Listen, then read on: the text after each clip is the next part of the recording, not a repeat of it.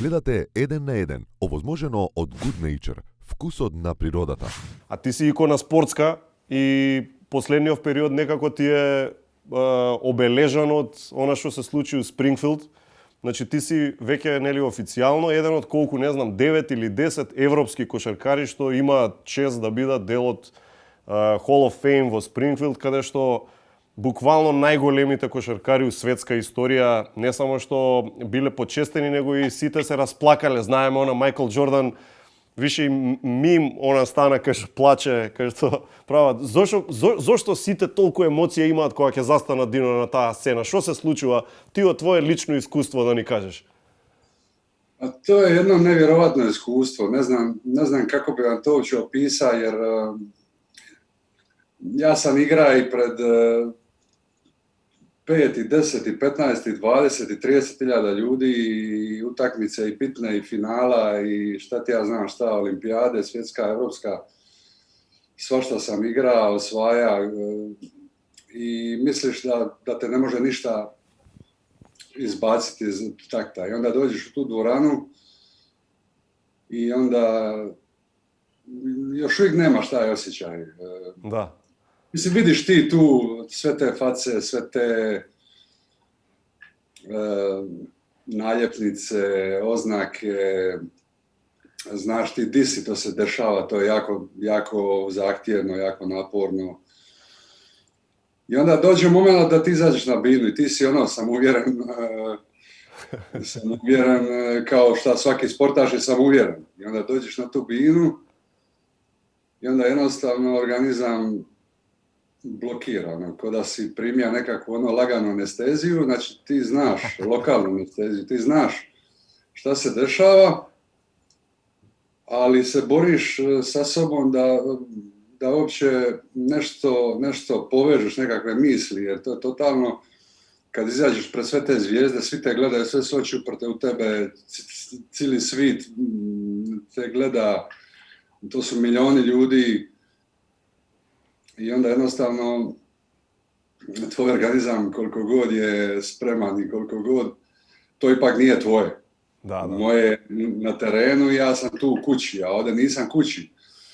I onda pokušavaš nekako sabrati svoje misli, nekako sam se uspio skoncentrirati da u čitavoj toj priči da imam nekakav tajming, da kad spominjem te neke, jer ja moj govor nisam pisao niti razmišljao o njemu, nego sam govor, oni su tražili da ga napišem, ja sam ga morao napisati, ali to je govor koji je izašao iz mene u roku od 1 minute, ja taj govor sam napisao njima 3 mjeseca prije što sam došao tamo. I nisam ga pogledao do tog dana. I jednostavno sam imao u glavi tu jednu priču koju sam imao i nekakav raspored. I samo je bila borba u glavi,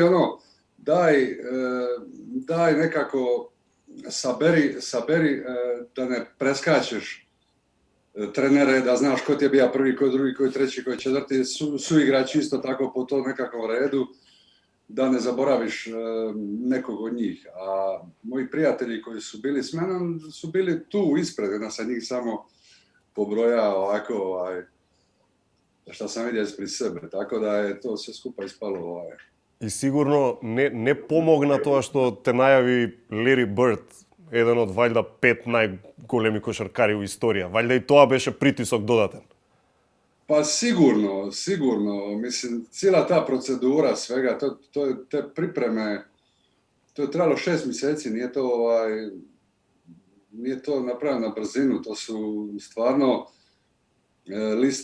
lista stvari koje si treba obaviti prije, lista obaveza koje moraš tamo odraditi. Znači, meni je recimo taj dan kad je bilo baš primanje, ne znam, ja sam 4 puta sam se presvuka iz odjela u kratke gaće jer bilo je 40 stupnjeva vani i ti imaš obavezu pola sata pa si sat i po slobodan, pa imaš obavezu sat vremena pa si 2 sata slobodan, a moraš biti u odjelu i kravati stalno i to je stvarno... А како ти беше најавено да речем дека Лери Бърд ќе биде? Знаеше, ти беше подготвен за тоа? Не, то ти бираш.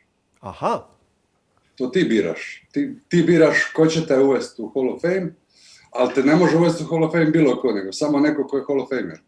Аха, тоа е процедурата. А чекај, бираш од сите што биле пред тебе или ти даваат избор бирај од овие 5, пример, или не? Ne, bilo ko. А било кој? Bilo ko koji je u Hall of Fame. Znači, bilo ko od 400 ljudi u Hall of Fame te može uvesti. Значи ти можеш да бираш, не знам, Джулиус Ирвин како сакаш, може Майкл Джордан, Bilo koga. а зошто го избра Лери? Ali on mora pristati na to, naravno. Така. Тебе зошто баш Лери ти беше изборов? Pa zato što je on, znači, igrao u Bostonu, karijeru napravio u Bostonu, mi smo se u Bostonu upoznali, nismo mi neki veliki frendovi, ali smo se upoznali. Meni je bio limitiran broj ljudi koje me mogu uvesti uopće u Hall of Fame, jer opet ne možeš izabrati bilo koga, nego bilo mi je glupo zvati Shaquille O'Neala ili Michael Jordana kad nisam s njima igra, niti sam ih nikad sjeo s njima za stol. Tako da je bija, ne znam, da je bija živ Dražen, bija bi zva Dražena. Так.